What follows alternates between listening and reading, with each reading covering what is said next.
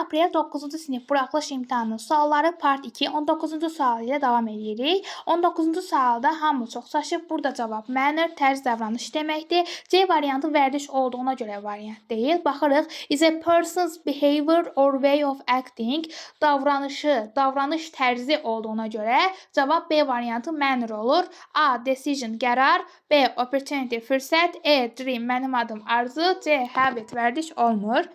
20-ci sualda isə they didn't invite me to the party. Onlar məni partiyə dəvət etmədilər. Beləliklə mən getmədim. I didn't go. Ona görə cavab C variantı olur. 21-də cavab bizdən yaxın mənalı sözlər istəyir. Cavab E olur. Nice, qəşəng, beautiful, gözəl. A variantı happy, sad, qəmgin, xoşbəxt. C variantı old, youth, qədim, kobud. B variantı difficult, easy, asan, çətin. D variantı da tall, uzun, short, qısa olmur. Ona görə cavab E variantıdır. 22-də isə mənim dostum tərəfindən telefon vasitəsilə çəkilən şəkildir demək istəyib.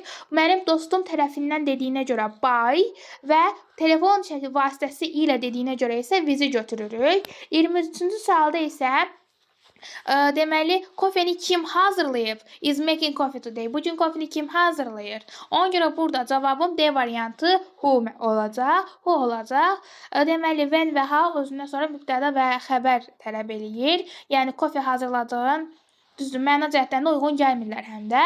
24-də isə burada yaxınlaşdırıram art collection görürük. Təkdədir və saytla başlayıb. Ona görə an article-dan istifadə edəcəyik və muzeydə olduğuna görə in the museum sözündən istifadə edəcəyik. Yəni 24D variantı. 25-ci sualda isə bizdən antonimlər istəyir. Antonimlər isə dangerous, safe, demək təhlükəli və güvənli birinci. İkincidə ugly, çirkin, clever, ağıllı. Çirkin və ağıllının əlaqəsi yoxdur. Üstə different, müxtəlif, ancient, qədim, əlaqəsi yoxdur. 4-də isə boring, sıxıcı, interesting, maraqlının antonim əks mənalıdırlar. Ona görə 1 və 4-ü götürürük. Uşaqlar, mətn suallarının və part 1-in izahı kanalımdadır. Gedib baxa bilərsiniz. Like atmağı, digər 9 sinif imtahanı verən sinif yoldaşlarınızla paylaşmağı unutmayın.